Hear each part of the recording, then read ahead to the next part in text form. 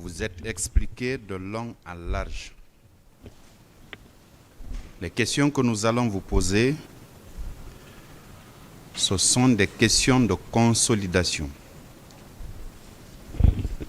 Mes collaborateurs vous en ont posé. À mon tour d'en faire autant.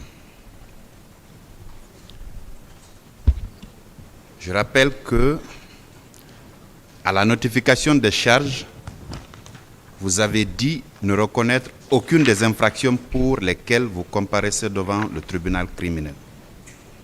C'est votre droit le plus absolu. Alors, est-ce que,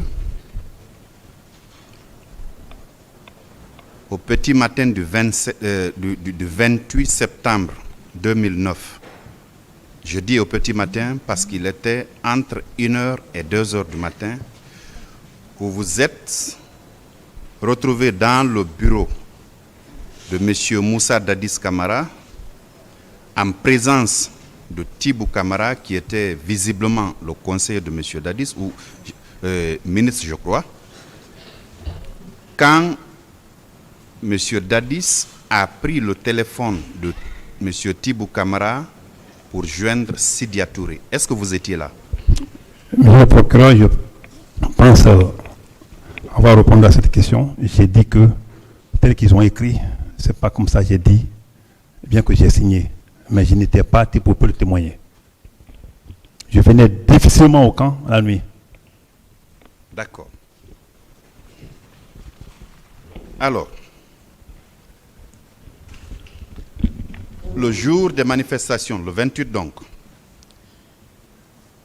quand vous êtes arrivé au stade, vous avez dit tantôt que vous avez constaté la présence constante de M. Aboubakar Diakité, alias Toumba, de certains de ses hommes, donc les bérets rouges. Vous confirmez cette déclaration?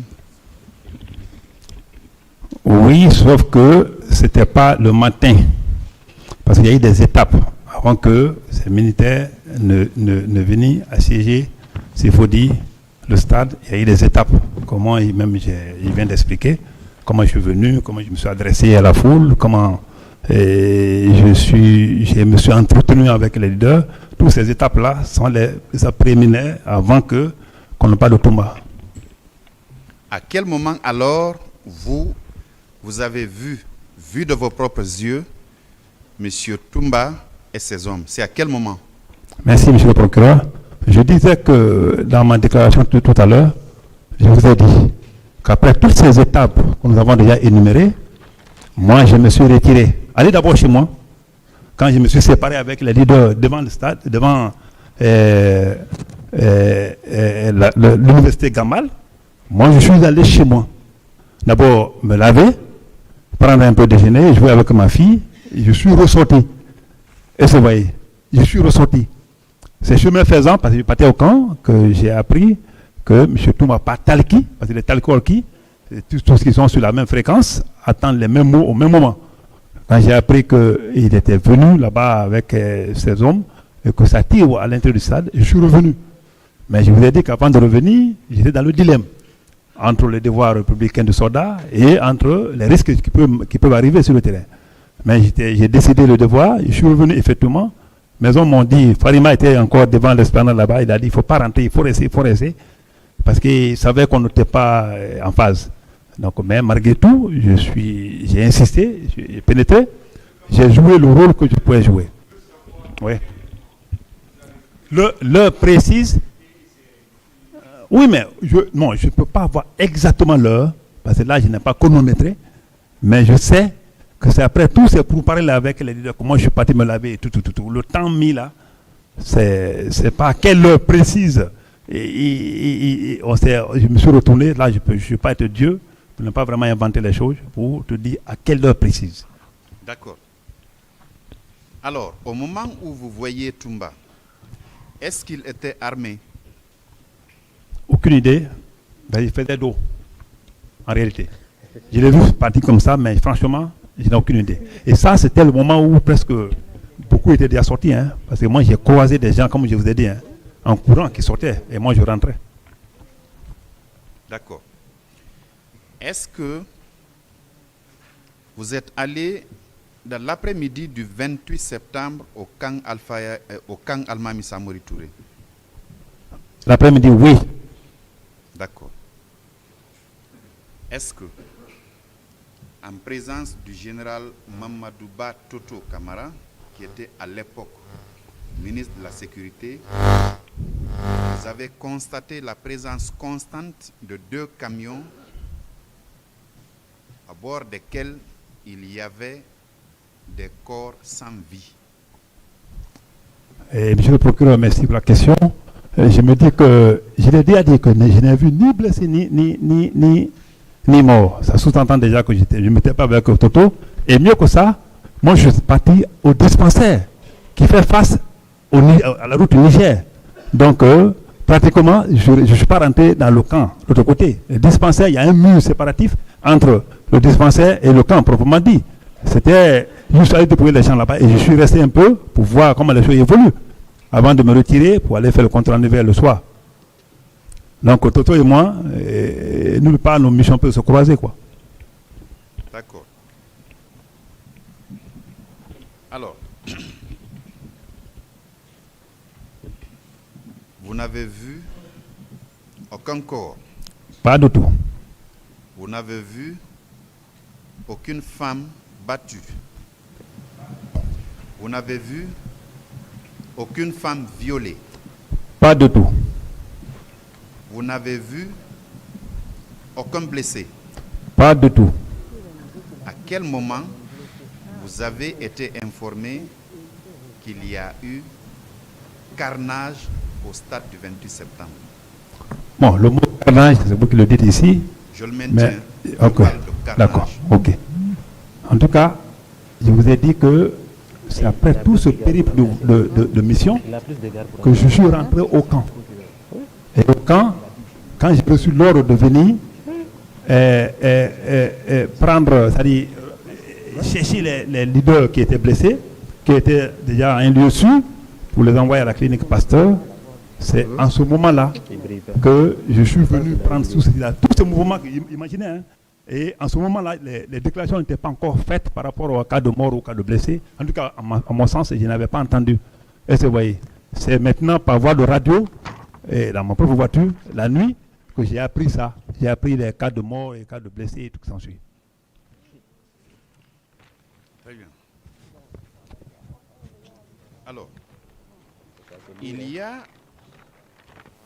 puisque vous dites que vous ne reconnaissez aucune des infractions, est-ce que par hasard, vous ne vous êtes pas servi de votre arme pour tirer sur un quelconque citoyen? Merci, monsieur le procureur. Je m'attendais à cette question parce que ce passage m'a blessé. J'ai été profondément blessé. Même dans les crises où il y a seulement des centaines de morts à Zélékouré, où ça tire de part et d'autre, je ne suis jamais mené d'une arme. Ça fait longtemps, depuis sous-lieutenant, je pense plus que moi j'ai accroché un pistolet, c'est à plus raison prendre un PMK. Ce n'est pas mon image. Et à l'époque là, avec ce titre-là, je pense que c'est vraiment impossible d'y penser, même pour un ennemi de la Guinée. Très bien. Vous n'avez pas fait usage d'armes? Pas possible. Très bien. Vous n'avez pas aussi donné des ordres formels aux gendarmes qui étaient sous votre autorité d'ouvrir le feu sur les manifestants?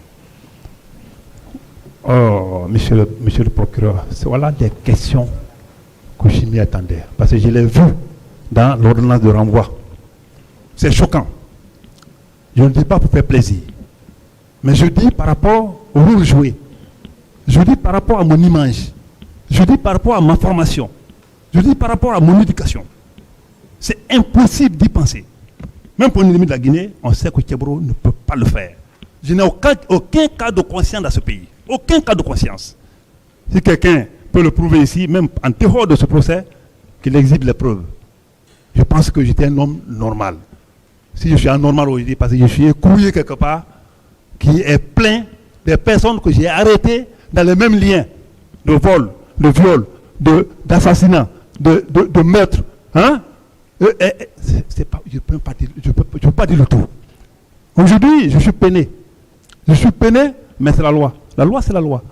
Si on dit aller là-bas, vous avez autre chose, comme il y avait le sourire, quand vous avez dit, la loi dit de se constituer parti. J'avais le sourire. J'avais le sourire, ce n'était pas un sourire. Je me disais, dans la vie, tout peut arriver. Tout peut arriver. C'est Tebro qui est aujourd'hui accusé de meurtre, pas de viol, d'assassinat. J'étais peiné, monsieur le procureur. Et je suis encore peiné. Si j'ai pris l'exemple sur le petit Gabriel de Paris, c'est parce que je mérite ça. L'homme qui a plus de 40 satisfecits et décorations dans ce pays. Parce que j'ai servi les gens. Parce que je ne sais pas faire la différence. Je vais tirer sur quelqu'un, pourquoi? Non, monsieur. Non, ça fait. Monsieur, je peux continuer? Ah oui, monsieur. Monsieur Tebro. Oui.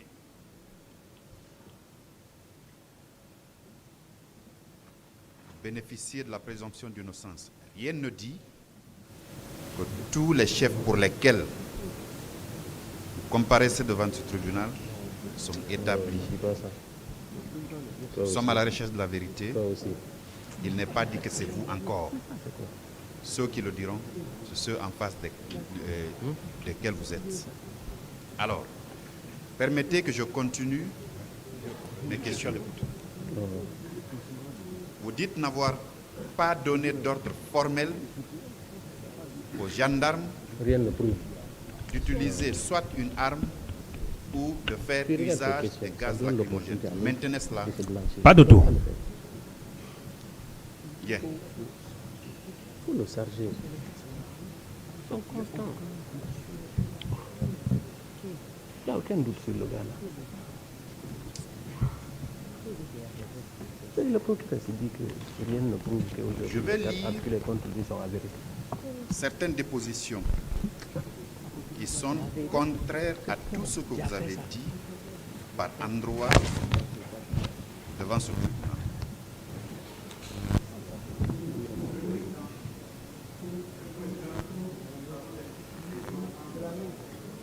Dans les difficultés aussi.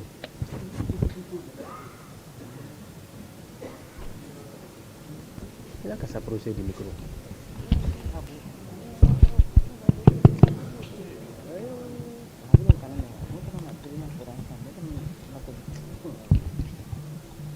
Je disais que je vais lire certaines dépositions qui indiquent clairement tout le contraire de ce que vous avez dit au tribunal.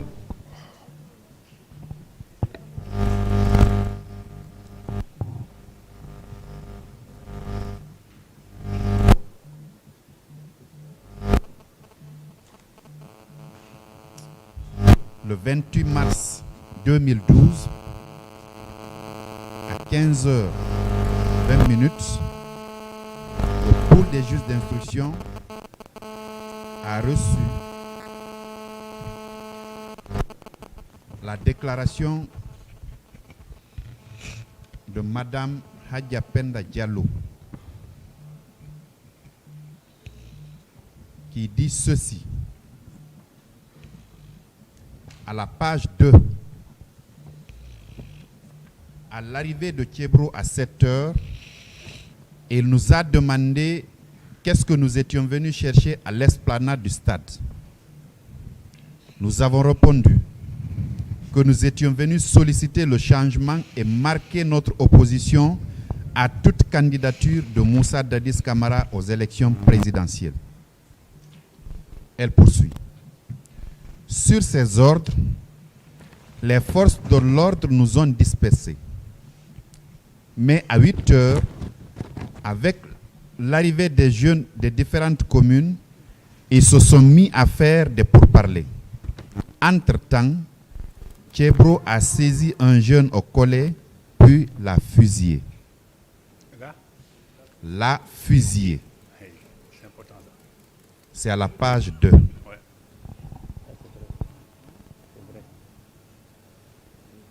Je poursuis. Quand nous avons constaté la mort du jeune, nous nous sommes encore dispersés. Je précise que ce sont des jeunes qui avaient déposé le corps du jeune à Donka. Quel commentaire faites-vous de cette déclaration-là qui a été faite devant le pôle des juges d'instruction? Merci, monsieur le procureur. Je peux? Le pays est mal barré. Je jure sur l'honneur. Ce monsieur ou cette dame, Penda Diallo, c'est une dame. Cette dame, elle me regarde où elle est aujourd'hui. Je prie Dieu qu'elle soit encore en vie pour que je sois confronté à cette dame-là ici, à la face du monde, devant monsieur le président de cette cour. C'est possible. Ce qu'elle dit, c'est même contradictoire par rapport à ce que les leaders ont dit, à ce que je viens d'étaler ici. C'est que, si j'ai bien compris, avant même d'arriver des bérets rouges au stade, il y avait eu déjà un cas de mort ou des cas de mort que moi j'aurais instruit d'après elle.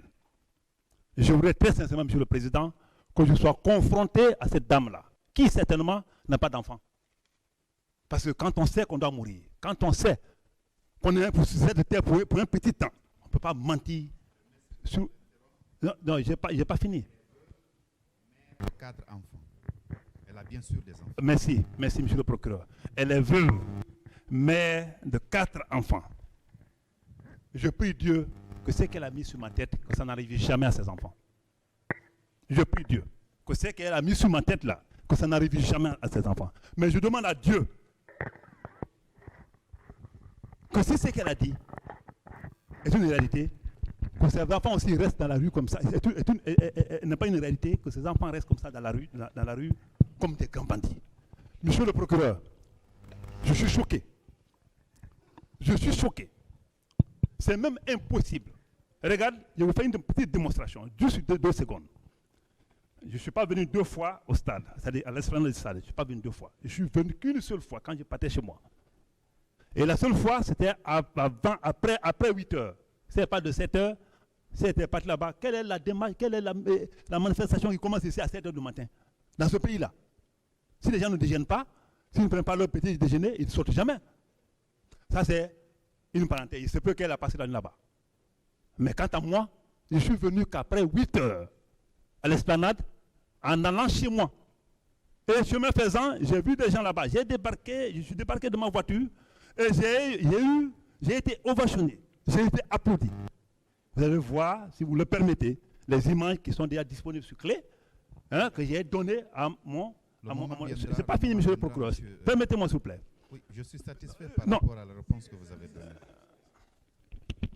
Moi, je n'ai pas fini. Je poursuis. Je suis calme, hein. Mais monsieur le juge, monsieur le président, c'est choquant, ce pays-là.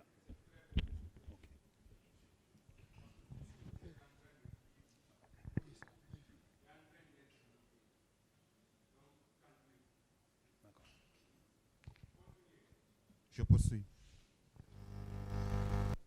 Il y a également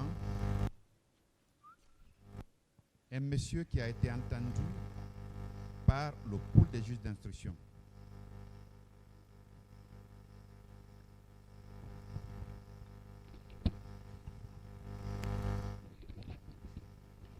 Son audition date du 6 août 2015. Il s'appelle Mamadou Ramadan Bari. C'est un enseignant, père de 8 enfants, lui, qui dit, à la 3e page de son audition, il indique que le colonel Thiebro Camara a donné des ordres formels à ses gendarmes d'ouvrir le feu sur les manifestants. Vous avez donné de tels ordres? Mamadou Ramadan Bari. Cette fois-ci, c'est un homme qui est père de 8 enfants. 8. Oui. Qui ose mentir sur quelqu'un qui les avait sauvés ou qui n'a eu pour mission dans ce pays que secourir et protéger les personnes. Je ne reconnais pas et je suis prêt. Je voudrais vraiment que je sois confronté à ce monsieur ici. Et ça, c'était à quelle heure et où? Il n'a pas, oui, je voulais savoir. Vous voulez savoir l'heure à Oui, l'heure et laquelle il où? a été entendu? Tout à fait.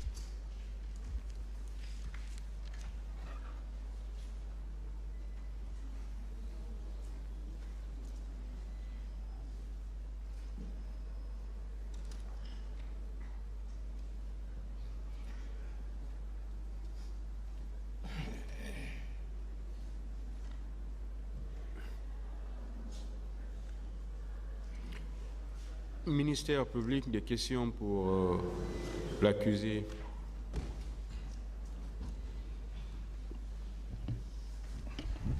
Merci, Monsieur le Président, de nous avoir passé la parole pour poser certaines questions à Monsieur Marcel Guilavogui. Monsieur Marcel, le parquet a suivi avec intérêt hier vos déclarations sur les événements du 28 septembre. Nous revenons pour vous poser un certain nombre de questions. Je voudrais savoir tout d'abord quelles étaient vos fonctions au moment avant les événements du 28 septembre. Avant les événements du 28 septembre, Quelles étaient vos fonctions et vous releviez de qui? j'étais au niveau du bataillon char. Le bataillon char. Oui. Vous n'étiez pas au niveau de la garde présidentielle? Non, j'étais un soldat du bataillon spécial de Conakry, Calfire. Vous n'étiez pas l'adjoint de commandant Toumba Diakité? Vous dites avant le CNDD? Non, je parle avant les événements du 28 septembre. Ah ok, avant les événements du 28 septembre, j'étais comme garde-corps. Vous étiez comme garde-corps? Oui. Vous appartenez donc à la garde présidentielle? Oui. Et vous étiez l'adjoint de commandant Toumba Diakité? Je n'étais pas adjoint. Vous n'étiez pas adjoint? Oui. Mais vous faisiez partie de la garde De présidentielle? la garde, oui. Jusqu'à quel moment vous étiez dans la garde présidentielle? Jusqu'à quel moment ça? Je ne comprends pas la question. Ou bien tout au long de la transition, vous étiez dans la garde présidentielle? Oui, c'est nous qui avons pris le pouvoir. C'est nous qui étions là. Vos rapports avec commandant Toumba, c'était des rapports qui étaient au beau fixe, du début de la transition jusqu'à la fin? Bon, le commandant Toumba et moi, il n'y a pas eu de problème. Il n'y a pas eu de problème? À mon niveau. À votre niveau? Oui. M. Toumba a déclaré ici, à un moment de la transition, que les relations se sont effritées. Qu'est-ce que vous en dites? Que vous étiez loin de lui? Non. Il n'y avait plus de relations entre vous? Non, non, il n'y a pas eu ça entre moi et le commandant Toumba. Il n'y en a pas eu? Il n'y a pas eu ça.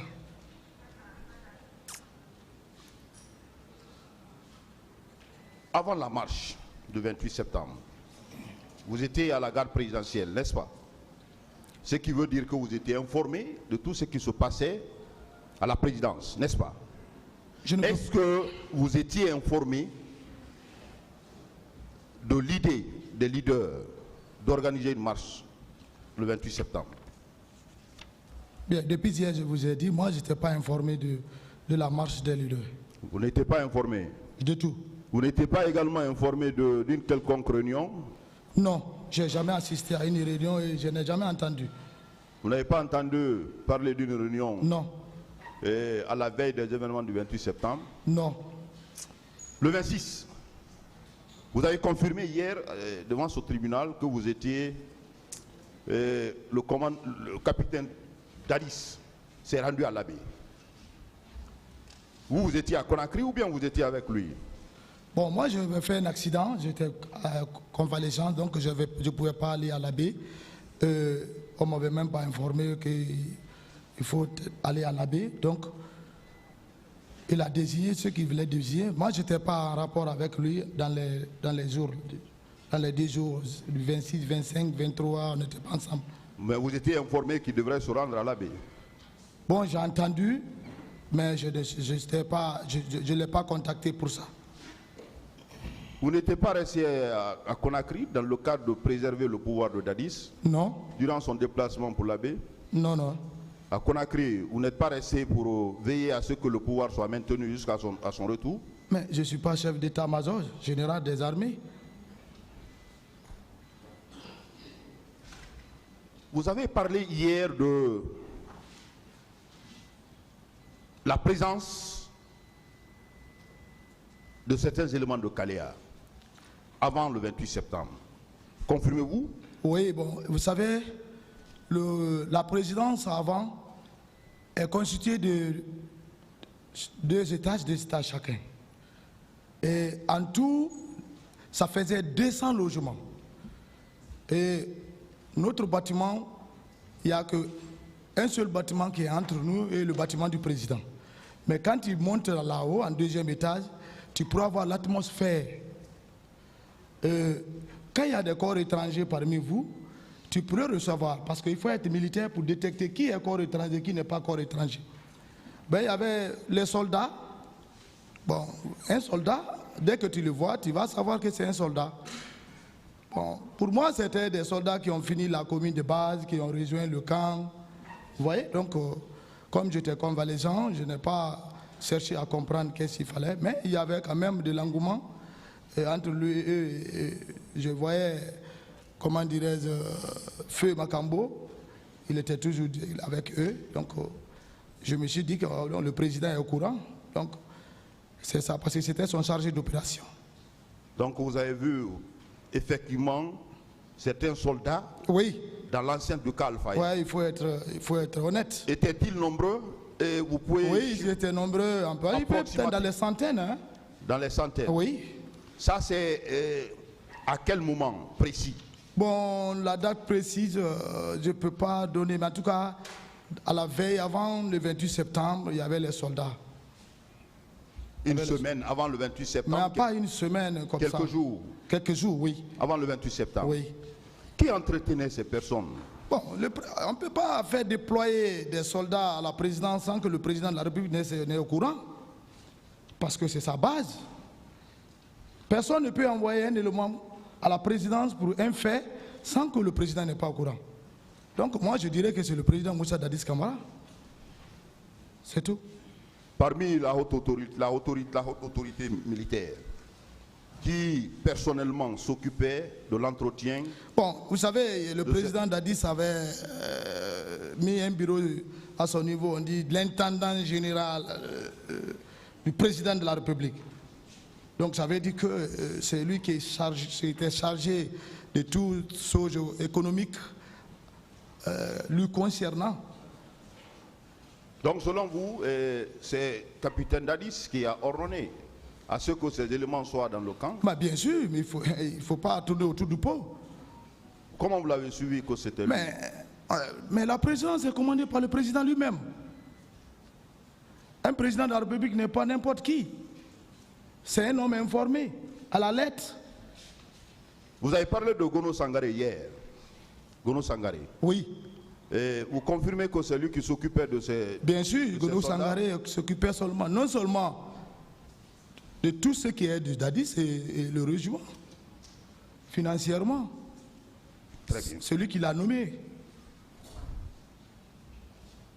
Vous avez également parlé dans vos déclarations hier une question qui a été toujours écartée et dont les responsabilités ont été rejetées non seulement par Toumba Diakité ici à la barre, mais également par capitaine Dadis.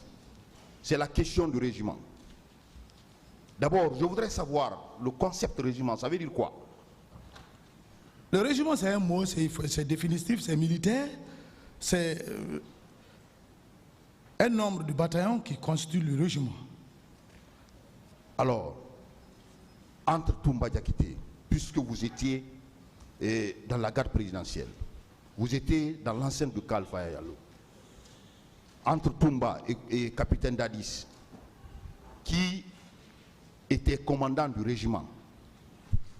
Bien, ce régiment. Merci. Prenons les choses dans le contexte. Moi, ce que je sais, dès la prise du pouvoir, les nominations ont été effectuées. Dans les nominations, chacun a eu ses postes. Moi, je n'avais pas eu de nomination. Je n'ai pas eu un ordre de service ni un décret. Bref, le commandant Toumba a été nommé aide du camp du président Dadis Camara. C'est ce qui était dans le décret. Peu après, pas un décret même qui a nommé Aïdor et l'autre là, ça c'est des notes de service, ça c'est au niveau de l'interne. C'est aujourd'hui qu'on voit, tout est en décret. Bien, de toute façon, militairement, c'est Aïdor Ba qui était commandant du régiment, son adjoint, ça Alphonse, au départ. Lorsque ceux-ci ont failli aux yeux de l'autorité, ils ont été arrêtés par l'ordre du président. Et lorsqu'ils ont été mis aux arrêts, donc le régiment était avec le président de la République. Il n'y a pas eu un décret nommant quelqu'un comme ou un ordre de service dans le rassemblement. Parce que le militaire, c'est le rassemblement. C'est au rassemblement que tout te déclare. Même si tu es chef de poste, on te dit aujourd'hui, adjudant-chef tel, chef de poste à tel poste. Même à la descente des couleurs, c'est comme ça. À la montée, c'est comme ça. Donc, il n'y a aucun eu un décret ou un ordre de service qui a prouvé qu'on a confié le régiment à une autre personne. C'était sous l'autorité du président de la République. Donc, vous confirmez, vous êtes précis. C'est le président Dadis Camara qui était le commandant du régiment. C'est lui qui était commandant du régiment. Affirmatif. Contrairement à ses déclarations devant ce tribunal, que c'est commandant Toumba qui l'était. Non. Très bien. Si commandant Toumba pouvait exercer ce rôle, peut-être c'est sous l'instruction du président. Mais il n'était pas commandant du régiment. Il faut être clair. On va tous mourir. Alors, revenons à la matinée du 28 septembre. Vous étiez dans l'enceinte du stade de Kalfaya le 28 septembre. Oui. Oui. La matinée du 28 septembre. La matinée du 28 septembre, d'abord j'étais à la présidence proprement dite. À la présidence. Oui. Quelle était l'atmosphère au sein du camp Alpha ce jour? Bon, vous savez, monsieur le procureur, le militaire, c'est pas un homme de bruit. Le camp était calme, il n'y avait pas de bruit. Voilà. Le camp, c'est un lieu qui doit être calme. Surtout à la présidence. Il n'y avait pas de bruit, il n'y avait pas d'engouement de dire que c'est un mouvement qui est là, il faut faire telle chose. Non. C'était calme le matin. Avez-vous rencontré ce jour, pendant la matinée, le capitaine Dadis? Bon, le matin, c'est à ma propre décision. Lorsque j'ai fait 2 à 3 jours, lui-même, bon, comme j'étais déjà écarté dans son esprit, sinon il devait demander où est Marcel. Marcel a fait 2 jours, 3 jours, je ne le vois pas. Donc, où il est, comment il vit. Donc, c'est moi qui ai décidé, j'ai dit, je vais aller voir le président, le rencontrer, lui expliquer certains de mes problèmes. Maintenant, c'est à l'arrivée au salon, je l'ai entendu crier dans sa chambre d'une manière, il monte, il descend. Ça ne m'a pas plu. Comme je n'étais pas vraiment, mon goût n'était pas avec lui ces jours-là, parce que l'état que je l'avais de le trouver, je ne pouvais pas poser un problème. C'est ainsi que j'ai bouché chemin. Moi-même, je suis parti vers la première étage où logeait le commandant Touba. Je l'ai réveillé et je l'ai posé, le dit ce que j'ai constaté de l'attitude du président. C'est lorsque je l'ai expliqué que le président est furieux, vraiment il ne se contrôle pas. Moi, je ne peux pas le maintenir parce que la façon dont je continue à parler là, il faut aller. Et il ne m'a pas discuté. C'est au cours de la route. Moi, je voulais même monter à la 2e étage. Il m'a dit non, Marcel, accompagne-moi. Alors, c'est comme ça. Vous êtes allé avec commandant Toumba? Oui. Quel était l'état d'âme? Mais quelle était il ne faut même pas la réaction? La réaction, vous savez, même ici, au tribunal, vous voyez sa réaction. Vous voyez, tous les Guinéens connaissent ça. même simple discours, il peut s'énerver. À forte raison, bon, je ne sais pas pourquoi il était dans cet état. C'est son habitude. Mais ce jour, j'étais débordé. Vous étiez débordé? Oui. Parce qu'il était en colère? Dépassé. Quels sont les propos qui étaient dans votre présence? Beaucoup. Je ne veux pas citer tout, mais de toute façon, Maté, les politiciens là sont qui? Bon, Tigboro déjà là-bas, il m'appelle que ça ne va pas. Bon, il est bon. En tout cas, il était furieux. Vous savez, quand lui, il est énervé, quand il voit une personne, deux personnes, à chaque fois que ça remplit, on dirait c'est une vaccination. Donc vous confirmez aussi les déclarations de commandant Toumba devant ce tribunal, selon lesquelles il est venu trouver capitaine Moussa Dadis Camara et il a tenu ses propos. Ça, pour dire qu'il faut les mater. Vous confirmez également? Bon, l'histoire. Vous confirmez ces déclarations? Je confirme. Il a dit. Il l'a dit. Et il a même dit qu'il veut se rendre au stade pour aller sensibiliser. C'est là-bas que j'ai pris ma tête. Comment toi tu peux aller là où les manifestants, avec leurs leaders, tu vas les sensibiliser? Il faut sensibiliser avant que la manifestation ait lieu. Mais est-ce que lorsque toi, il y a des manifestations, est-ce que tu bouges, tu vas avec tes hommes? Qu'est-ce qui va se passer? D'abord, l'esprit là. Qu'est-ce qui va se passer? Il a dit que je vais aller, la population guinéenne, bon, il montait. C'est ça. Il a proposé, il a décidé de partir. C'est lorsqu'il a dit cela, tout m'a... Il faut être clair, tout m'a dit non. Non. Le commandant du salon, il a dit non. Personne ne bouge. Mais tu ne peux pas être chef de garde, tu viens faire la garde comme les autres gardes. Non. Un commandant d'unité ne peut pas prendre la sentinelle. Il met ses hommes à la sentinelle. Un chef de section ne peut pas être au poste de garde. Il dépose les hommes et il donne les instructions. C'est ce que le commandant Toumba a fait, il dit au commandant de salon, et ne laisse personne à sortir, même le président. C'est ce que nous on a laissé quitter. Donc après ça, vous avez quitté? Moi j'ai quitté, Toumba a quitté avant moi, et une minute après, j'ai dit à Escobar, mais peut-être si lui n'avait pas compris, mais en tout cas, Taka on était furieux, on était là, son attitude ne nous a pas plu quand même. Il faut être humain. Et moi j'ai dit à l'autre là, moi je rentre chez moi, je suis à la cité Panival. Je suis logé à la cité Panival qui fait 500 à 600 mètres de la présidence proprement dite. Alors je voudrais savoir à quel moment, puisque vous avez déclaré hier avoir appris que le capitaine Moussa Dadis Camara était sorti, à quel moment et qui vous en avait informé de la sortie du président Dadis? Bon, vous savez, moi j'avais, paix à son âme, mon père il était paralysé. Bon, le petit temps d'absence que je fais, donc lorsque je suis venu à la maison, je ne suis pas rentré directement. J'ai pris place au véranda. Et dès qu'il a entendu ma voix, il dit Marcel, j'ai dit papa, il dit viens. Où tu étais? Fais-moi sortir dehors, tu vas me faire marcher un peu. J'ai dit mais il faut, c'est le beau matin comme ça. Il dit mais c'est le matin qui est bon pour les malades. Tu es sorti depuis que tu es parti, on ne m'a pas fait promener. C'est ce qui m'a un peu flué. J'ai pris mon père, je l'ai fait asseoir sur la siège que ma grande soeur avait envoyée de l'Italie. Donc, je l'ai pour faire promener le matin, on est descendu. Ça, c'était dans les bandes de 9h moins, 10h moins. En tout cas, il n'y avait pas une montre avec moi, mais c'était le matin.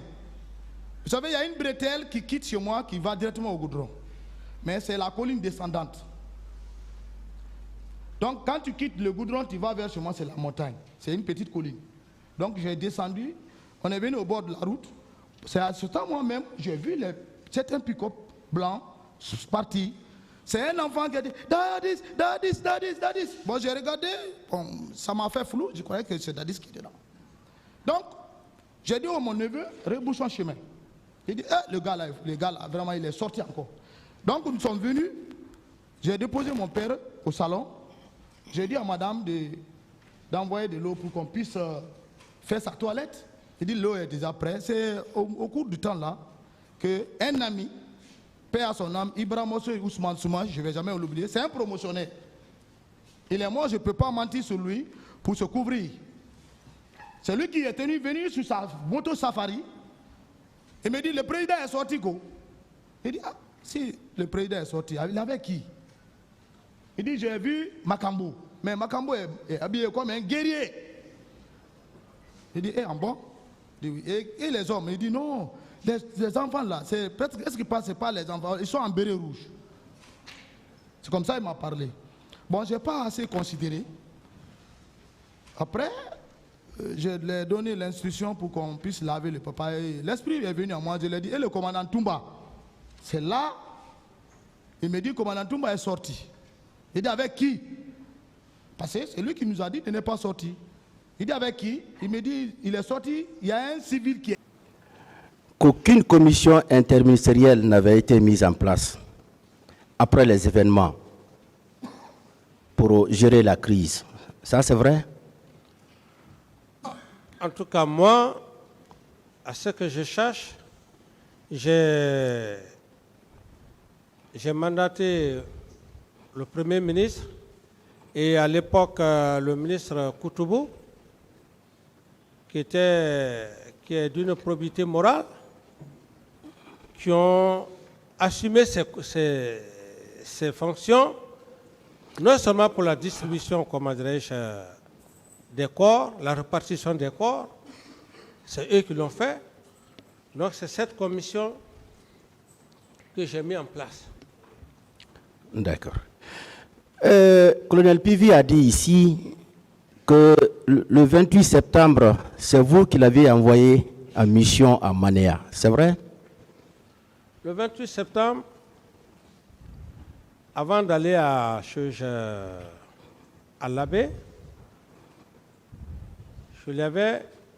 j'avais réagi pour dire qu'il y a des militaires qui sont en train de piller, de prendre le véhicule des gens. Et quand je l'ai fait, comment dire, ces remontrances, donc j'ai voyagé à l'abbé. Et au retour, comme il a si bien dit, c'est par rapport à ça qu'il est allé effectivement exécuter la mission que je lui avais confiée. D'accord. Il était revenu vers quelle heure? Oh, il était venu après... Bon, je ne peux pas exactement... C'est après les événements, c'est après qu'il y a effectivement le massacre au stade du 28 septembre qu'il est venu. Oui, il dit que quand il est arrivé à Bambeto, il a appris ce qui s'est passé au stade, mais à son retour au camp, il vous a fait le compte rendu, non seulement de sa mission, mais de ce qu'il avait appris. Et à cette occasion, vous lui avez dit que c'est vous qui avez envoyé le colonel Thiebro pour maintenir l'ordre au stade. C'est Pivi qui a dit ça, ici. Oui, mais le colonel Pivi a dit devant vous, ici, monsieur le procureur, qu'il ne l'a pas dit. Donc, non, il l'a dit, hein. Nous on l'a noté. Ouais, mais moi, je dis bien que toute personne qui fait des déclarations de la sorte n'engage que cette personne. Voilà. Donc, ce qu'il a déclaré là, dire que c'est vous qui avez envoyé non, le colonel Thiebro, ça n'engage que lui. Je n'ai jamais envoyé le colonel Thiebro. Le colonel Thiebro, c'est sa mission. C'est un gendarme, un officier de police judiciaire. Ils sont chargés du maintien d'ordre. Le matin. Donc, M. colonel Pivi n'a pas dit la vérité par rapport à ce point. Non, s'il dit que j'ai envoyé le colonel Thiebro, je n'ai jamais envoyé le colonel Thiebro. Merci beaucoup. Et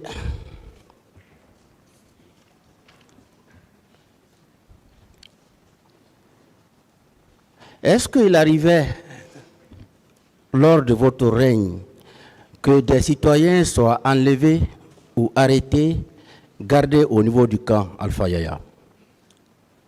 Ça, je n'en sais rien. Vous n'avez jamais appris cela? Non, mais un président quand même, c'est pas une fonction qui va te permettre de sortir voir, non, quand même. Un chef d'État, ce n'était pas mon problème, ça. Moi, j'étais dans mon bureau. D'accord. Il faut respecter quand même la fonction d'un chef d'État, quelle que soit la nature. Hein.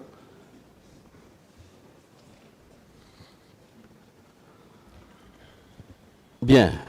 Je reviens un peu par rapport à Aïdor Ba et son adjoint, qui était bien sûr le commandant du régiment et également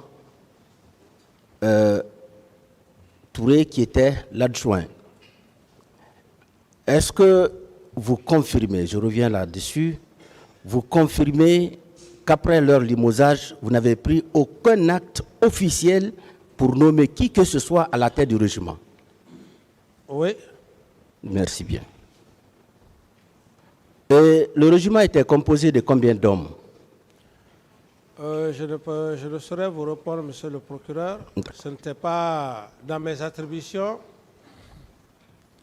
Un chef d'État n'a pas besoin de chercher à savoir, même si on est militaire, à moins que vous soyez curieux. Mais ça n'a jamais été mon problème. Je n'ai jamais cherché à savoir ce nombre. D'accord. Vous avez dit ici que vous n'êtes pas prêt à demander pardon aux victimes. C'est plutôt Toumba et Sekouba qui doivent demander pardon. Vous confirmez cela? Vous maintenez cela? J'ai été très clair, monsieur le procureur. Avant tout, je suis un être humain. Je suis appelé un jour à être rappelé par Dieu. J'ai dit clairement, contrairement à des hypothèses qui se passent, le président Dadis doit demander pardon aux leaders, aux victimes. J'ai dit non. Ceux qui ont commis les actes, qu'ils le reconnaissent d'abord. Une fois reconnaître les actes, je serai le premier à demander pardon au peuple de Guinée. Mais des gens qui ont commis des actes, ils ne veulent pas reconnaître, moi je vais venir demander pardon aux victimes. Mais c'est être quand même, je ne sais pas. C'est dans ce sens-là que j'ai parlé. Sinon, les victimes, où je suis, monsieur le procureur, ceux qui ont commis les actes, je dis bien, ceux qui ont commis les actes, ou même si M. Aboubakar Touma Diakité avait eu le courage de dire qu'il est parti au stade, je serai le premier à venir demander pardon, le fait qu'il a reconnu, le fait qu'il a fait, j'allais le faire. C'est comme un père de famille, vous avez des enfants, ils ne reconnaissent pas leur faute. C'est dans ce contexte que j'ai parlé, mais je respecte la mémoire des victimes et je suis prêt. Lorsque, monsieur le président, la sentence va tomber, si je suis acquitté, et j'estime bien que je serai acquitté, je serai le premier à demander au peuple de Guinée, mais que justice soit faite d'abord. Bien. Que justice soit faite. Bien. En 2009, est-ce que vous vous souvenez avoir donné des instructions à votre intendant, colonel Gonou Sangaré, afin de procéder au retrait de la somme de 10 milliards de francs guinéens au niveau de la Banque centrale, afin d'entretenir les recrues de Kaléa? Vous vous souvenez avoir donné ces instructions? Monsieur le procureur, ce n'est pas M. Camara. Cela ne ressemble pas à M. Camara. Vous n'avez jamais donné d'instructions dans ce sens? Je n'ai jamais donné l'ordre à qui que ce soit de débloquer un montant de quelque nature que ce soit. Et vous n'avez pas appris aussi que ce montant-là a été décaissé pour entretenir les recrues de Kaléa? Vous n'avez pas appris cela aussi? Je n'ai jamais appris. Merci beaucoup. Bien.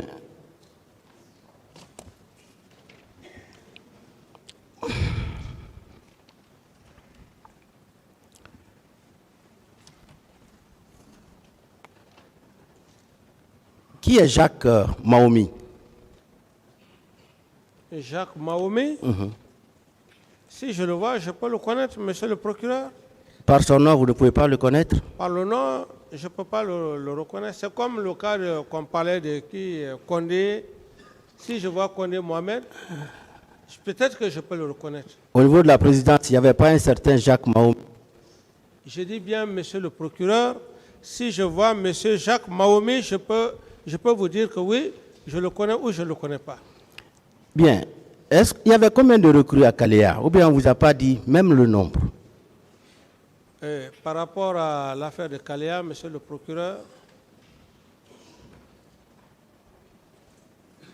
le président ne s'occupe pas du recrutement. Un. Deuxièmement, si vous voulez en savoir ce qui s'est passé à Kalea, que le général Sekouba soit là, c'est lui qui a fait le recrutement. Qu'il soit là. Tant qu'il n'est pas là, c'est lui qui a fait le recrutement de Kalea, c'est lui qui sait comment il a recruté. Oui. Demain, je ne parlerai pas à sa place. Mais sous votre autorité? Mais sous mon autorité, quelqu'un qui a violé d'abord un principe, le jour du 28 septembre, Monsieur il Camara, s'en va sans mon ordre de mission. Monsieur Camara, la question est de savoir est-ce que vous connaissez le nombre des recrues de Kalea? Je ne connais pas le nombre des recrues, monsieur le président. D'autres questions, monsieur le procureur? Bien. C'est que par rapport à Kalea, il n'y a plus de doute parce que notre parquet a pris soin d'écrire au directeur actuel de Kalea. Il nous a répondu. Et nous allons mettre après l'écrit à la disposition de vos conseils. Et ce directeur a dit quoi? Juillet 2009-2010, arrivée des soldats du CNDD. Recrutement et formation des soldats du CNDD. Cette formation ne relevait pas du commandement de la gendarmerie. Le directeur du centre, c'était lieutenant Bienvenu Lama. Le directeur des études, lieutenant Jean-Louis Pogomou. Et il a dit enfin, recrutement sous le régime du capitaine Moussa Dadis Kamara. Voici ce que le directeur nous a envoyé. Le capitaine Moussa Dadis Kamara. Oui, qui a fait ce... Le directeur actuel de Kalea. Oui, mais quand même, c'est tout à fait normal quand on dit sous le régime du capitaine Moussa Dadis Kamara. Il faut... C'est ça, c'est ça. Oui, moi, je vais vous dire que nous, on n'a plus de doute par rapport à l'existence de Kalea. À partir de cet écrit, nous avons la conviction désormais qu'il y a eu des recrutements au niveau de Kalea sous les CNDD. Attendez la question. Attendez la question. Voilà. Qu'on ne nous interrompt pas surtout. Oui. Hein. Voilà, Surtout qu'on ne nous interrompt pas. Je voulais vous donner une précision. Oui, bien. Attendez, monsieur le procureur. Oui, qu'est-ce qui... On ne s'est pas compris, monsieur le procureur. Avec votre permission. Voilà, on ne s'est pas compris. Je voulais juste vous dire... S'il vous plaît. Monsieur le Président, avec votre permission, on veut bien que notre client continue à répondre aux questions relatives à la pièce à la disposition du procureur. Mais comme vous le savez mieux que quiconque ici dans cette salle, les pièces, les preuves, elles sont discutées de façon contradictoire. Nous ne pouvons pas admettre qu'une pièce qui n'est pas à la portée de toutes les parties fasse l'objet de débats. Ça viole le contradictoire, ça viole les droits de la défense. Je vous remercie. Je voudrais bien, si le ministère public veut que des débats se prolongent sur cette pièce, qu'elle soit portée à la connaissance du président, Moussa Dadis Kamara, des parties civiles et de tous les accusés.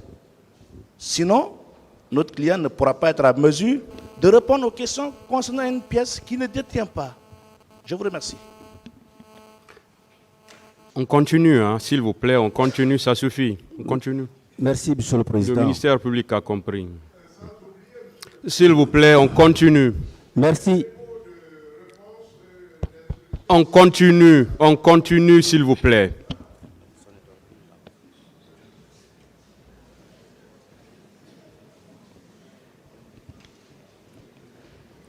Merci, monsieur le Président. Bien, nous allons continuer.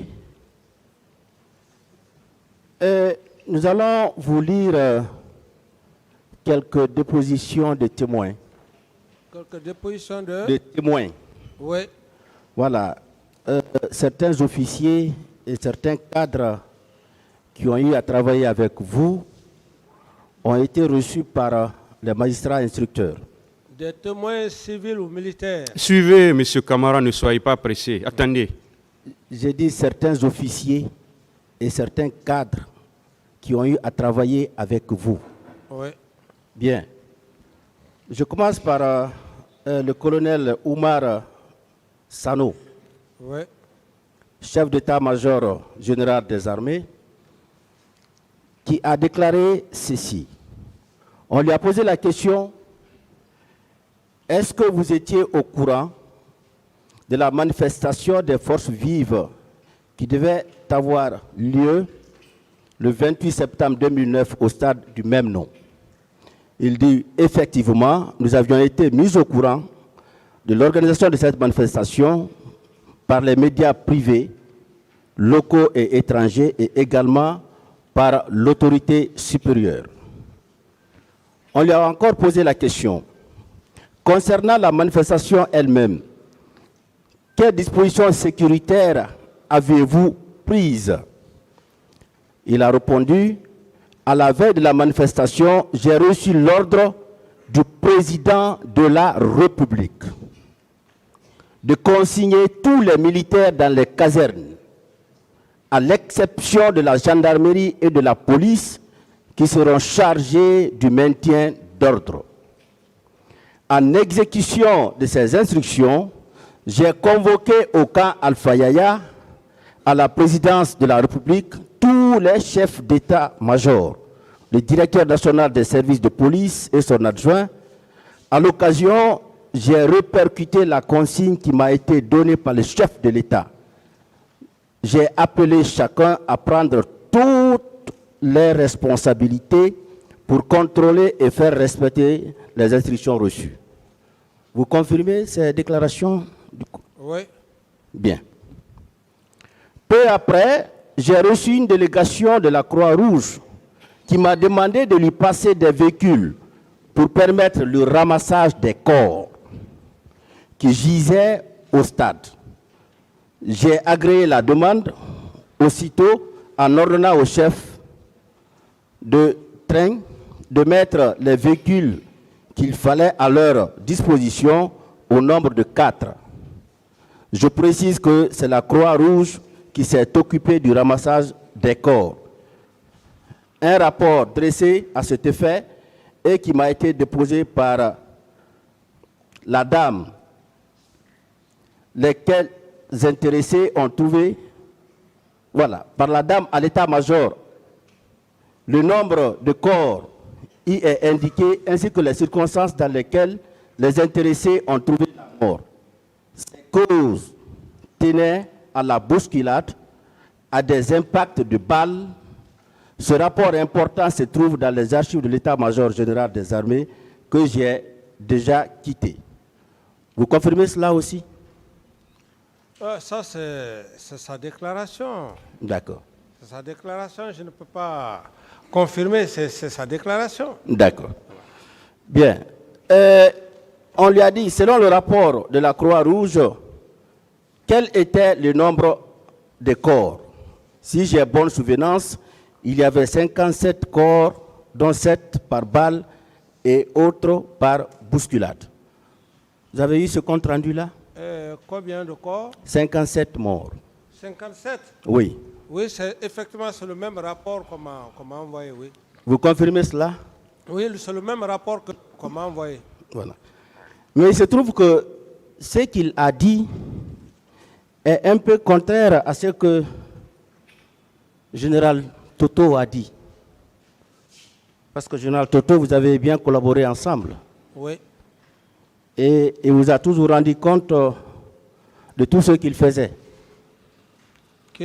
Il vous a toujours rendu compte. Oh. Et je respecte sa mémoire. Posez la question, monsieur le procureur. Voilà, il a dit ceci. Si mes souvenirs sont bons, j'ai été appelé entre 6h et 8h par mon directeur national des services de police en la personne de M. Valentin Haba, qui m'a informé que les gens se dirigent vers le stade. Après cette information, je me suis rendu au domicile du Premier ministre d'alors, M. Lamine Komara. À mon arrivée, je lui ai demandé s'il était informé du fait que les gens s'acheminaient vers le stade du 28 septembre. Il m'a répondu qu'il n'était pas informé. Par la suite, il m'a demandé qu'on se rende au camp Alpha Yaya auprès de M. le Président, M. Moussa Dadis Kamara. Nous y sommes effectivement rendus. Là, nous avons été introduits dans la chambre du Président où nous avons trouvé Moussa Keboro et Abouakar Sidiki Diakité Toumba. Ce jour, il était très énervé parce qu'il avait ordonné de ne pas organiser le meeting. En compagnie du Premier ministre, nous avons cherché à le calmer. Entre-temps, il s'est habillé en tenue militaire.